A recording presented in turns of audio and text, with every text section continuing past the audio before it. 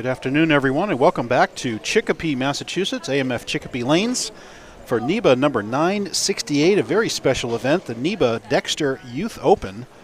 And we're here for the semifinal, and we're going to watch Max Benware, coming off his win against young Anna Anthony, make his first shot on lane 31. And the two-hander almost gets the messenger, but not quite. We are going to be bringing you two matches here. This is going to be Max Benware's match against tournament leader Braden Brogan. Braden coming back with a clutch back four performance to win his match against number 8 seed Jaden Conto just now. So we're seeing Braden come up in a minute here. And on the other pair, here's Mia Stalakis coming off her win against Justin Goodspeed with a pretty clutch shot in the 10th of her own. And unfortunately, she comes up for a 4-10 to kick things off. She'll be bowling Nathan DeMello, he of the front seven, against Kiernan Reeve Patel, and hard to beat that on this fairly tough lane pattern. Bruce Hall with you here. Welcome, everybody. Glad you're with us. And as usual, with me is Mr. Jeff Purchase. How you doing, Jeff? I'm great. Glad to be back. Great to have you Happy here. to be here. Yeah. Here we are, and pretty exciting matches coming up, I'd have to say. Tell us a little bit about the pattern and what you saw in that first match.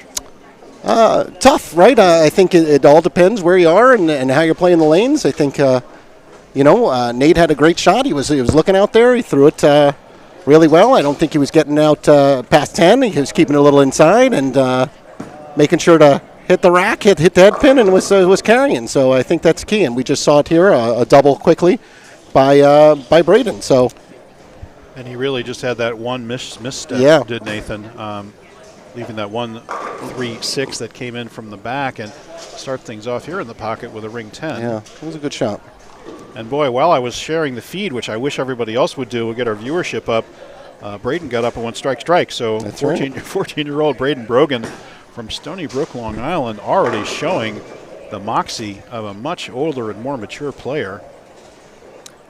And here's Max Benware with the unfortunate 9-pin, kind of a casualty of the new powerful balls these days. You see more and more of those stunningly flush 9-pins. And meanwhile, Nathan gets up and just kind of walks and starts throwing that 10-pin and goes by it, hooks by it a little bit actually. And Maxwell, no problem on the 9-pin. So normally in the round of 8 we pick a winner, Jeff, but it kind of came and went so quickly. I'm going to put you on the spot. Of these players, who would you take right now? So I will tell you I have some experience with some of these bowlers. Both Nate and Mia participate in the bowling series that I run, the DJBT. I'm very familiar with those bowlers. The bowlers here on my left, Max has joined us 1 or 2 times.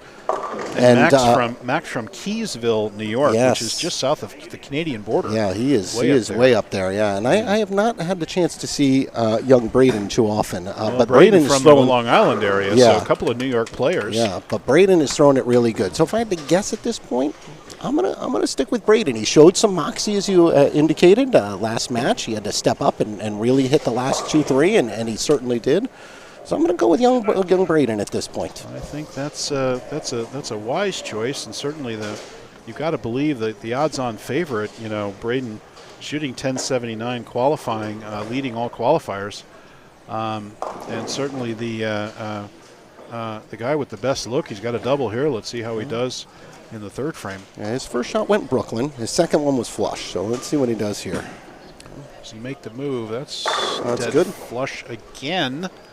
So I think just for the sake of not taking the same guy, I'm not going to take the same guy. I think for sentimental purposes, and I think she has a beautiful stroke, I'm going to go with Mia. Not just because she's left-handed, as am I, but I think Mia finds a way to get it done. And I think she's just had a couple of shots hook early on her. She seems to have a fairly aggressive piece of equipment, and it looks like she's going to dial it back a little bit. So Nate Purchase, was that you asking about over-under for Cranston? Is that what he had said? He sent you a text? Yeah, he did. And the answer is, Nate, I do not have a partner. Oh. And if you would bowl with me, I would be hugely honored. If you would, that would be fantastic. So, that's great. You can mark that down. Oh, perfect. And take that to the bank Spectacular. any day of the week. So. I thought you'd be bowling with Andrew. Andrew's won. Oh, so I didn't know the rules around that. I thought they might have changed. Now, the Auburn one that TechVision is sponsoring, that is which is my tournament, 2 champions can bowl together. So I can bowl with Andrew in that one. Got them mixed up. So and there is some connection between TechVision sponsoring that and Andrew and I bowling together. So, yes, that's true. But, yes, I would be delighted and honored if you would bowl the That's a great partner you got there, Nate. Yeah, so. You're not kidding. I'm the lucky one in that deal, let me tell you. So I really appreciate it. So thank you, Bruce. So, again. See Max here. Yeah, boy. Looks high. Mixing. High, almost gets it, but quick look at that scoreboard. Again, Braden off to the front 4, off to the races. And Nathan, no stranger to a front string of strikes. He had the front 7 last game, so these kids are not afraid to strike on this stuff. Oh, that is for sure. Once again, the name of the pattern is the 2008 EBT Ebonite English Open. Say that 10 times fast. 40 feet, 26 mils, 4.09 to 1. And there's a messenger coming across to give Nathan the double after his open. So 2 opens for Mia. It's going to give him the 21-pin lead. Yes, and 4.09 to 1 has created some, thank you, has created some decent scores here. I think as they've started to carve, and then as soon as we say that about Braden, he goes super washout on the right lane. And let's see if Nathan can keep it going. I mean, the poise on these kids, they really just step up as if they have been bowling on the tour for the last 20 years. Again, and I think we talked about this a little bit earlier in the previous broadcast, Bruce, that these young kids are just going to come up and they're going to hit this tour at a young age. And you already see a lot of the younger bowlers coming up right now, even on the PBA tour. You see a young Spencer Robarge, some of these older bowlers that are already making a footprint, and they're just so young and they're so experienced and they just know the game so much. I don't know what to put it to, but these guys just come up and they're ready to bowl. Like you said, I credit USBC and the youth programs. I think USBC has done a great job with coaching. I think they've done a good job with leagues. I think they've done a great job with Junior Gold and that whole program going forward. SMART has really enabled a lot of tournaments to run for money and give kids money for scholarships. So I do credit USBC with quite a bit of this. And I'm jealous because when I was young, at 16, I dropped my amateur standing and started bowling for money because there was nothing else to bowl. And I was just talking to Becky. January of '75, I bowled a NEBA. It was 2-game qualifying then. I just lost in the semifinals to Rich Stravada, who won the tournament. And had I won that was about 400 entries. And had I won that tournament, I'd be in the Hall of Fame because it would have been worth 12 points, and that's how much I need. You're on the precipice, though, Bruce. But it was January of '75. I know, and it just that one match. If I win that match, I probably would have won the tournament. But anyway, wow. But again, I am very jealous of the youth today and all the great programs, including DJBT, which I do want to hear more about. Exactly. So we run a youth program here in the Massachusetts area. We stretch out to New Hampshire. We stretch down to Connecticut.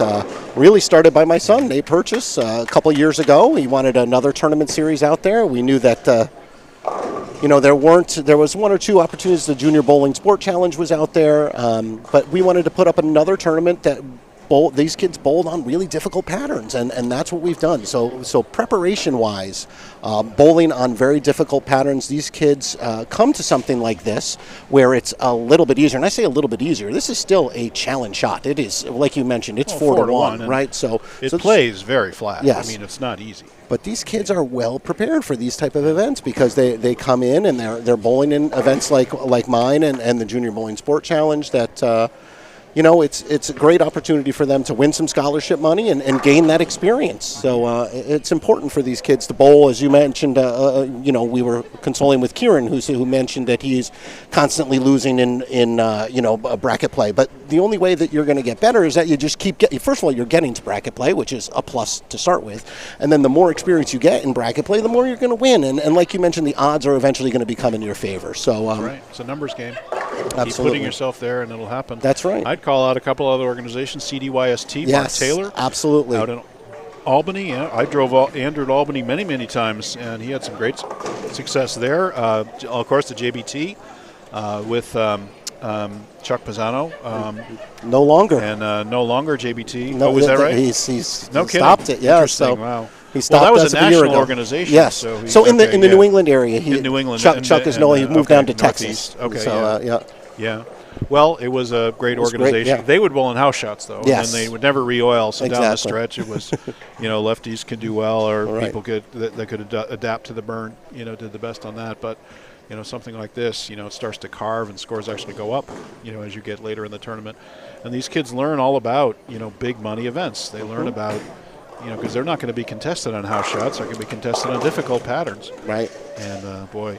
But I'll tell you one thing, Nathan wastes no time. I mean, let's watch this kid. He basically, his pre-shot routine consists of standing on the settee, and as soon as his first foot hits the approach, it's off to the races, baby. Here he goes. And let's watch this, actually. Well, we'll watch Braden shoot this 6-pin. Actually, that's funny. There's Nathan, as I mentioned, has bowled in the DJBTs for quite a few years, ever since it started.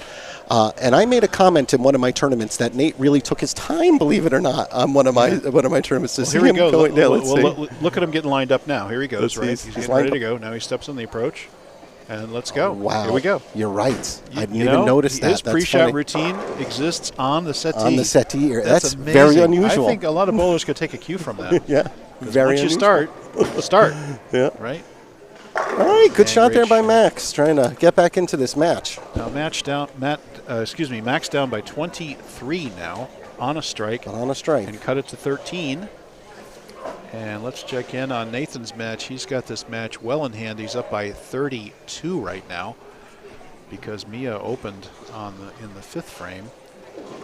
Mia, the only girl that's left. And again, we had mentioned earlier, Mia's going to be off to Tulane University on a nice full ride. Yeah, huge double there by Max. Big shot. And let's see how Braden responds. Yep. Nathan just getting up to shoot the spare and makes it. So, hello, Debbie Benson-Brogan. How you doing? I wonder, any relation to Braden Brogan? Oh, Debbie, I have to ask. He's from Long Island, so I would think not. And great shot there. That was a big shot by Braden. And Braden cannot be shut out. He can go sheet for 228. And Max's max is 215. And there's another good shot by Mia. Mia's all of a sudden, no relation, Debbie, thank you. All of a sudden, Mia had early hooks, so she moved right, went to something a little longer, got the ball more under control, but unfortunately that one didn't carry. And she's in as we said, a 32-pin deficit right now. Big shot here for Braden. Can he do it? Yes, great shot. He liked it. Great shot. And give it to him. That's going to pretty much do it. Yeah. Braden Brogan just bought his way into the finals.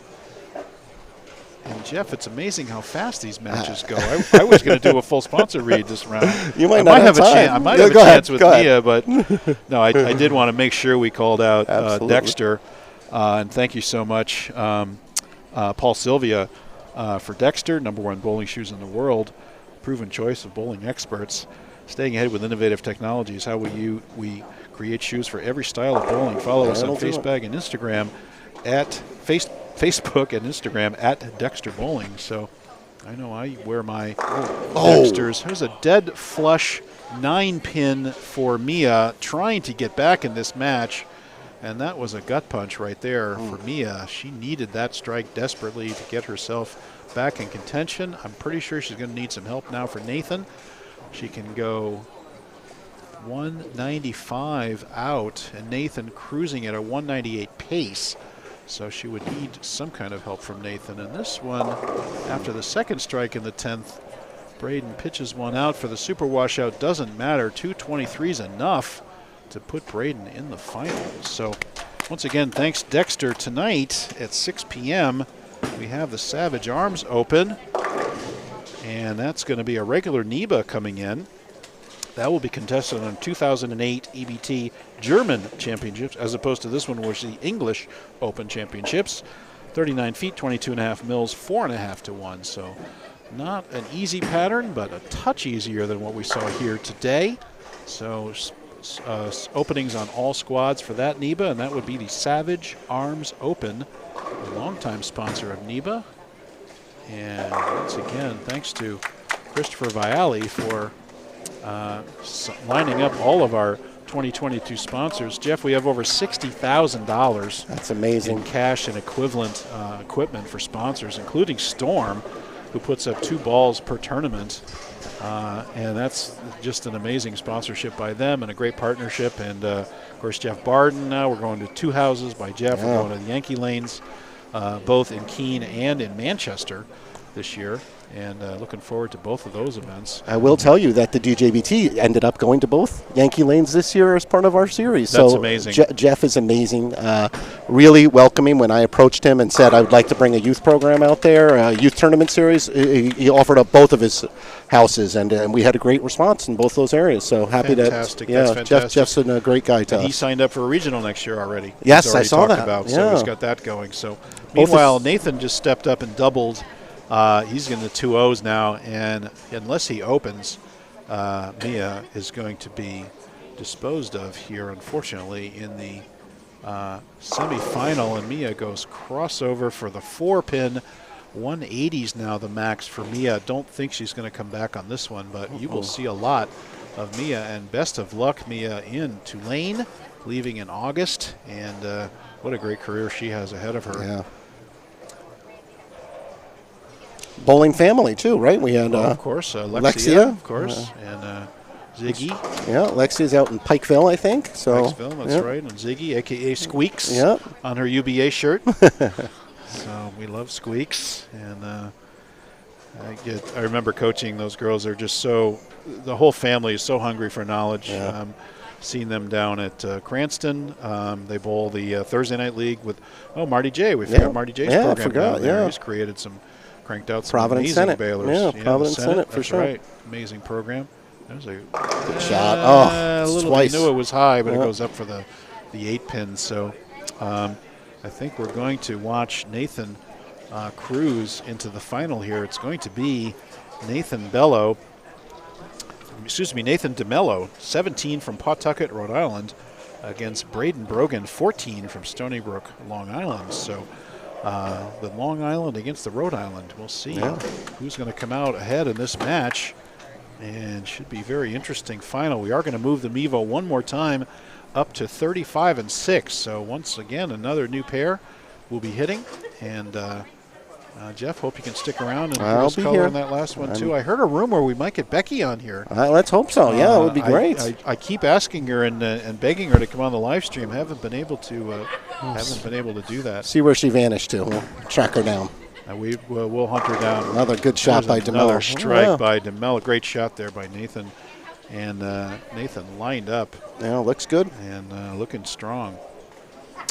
Once again, NEBA number 968. We're only 32 away from number 1,000. That's going to happen next year. On your watch. Jeff, on my watch. That's I right. will assume the presidency in January.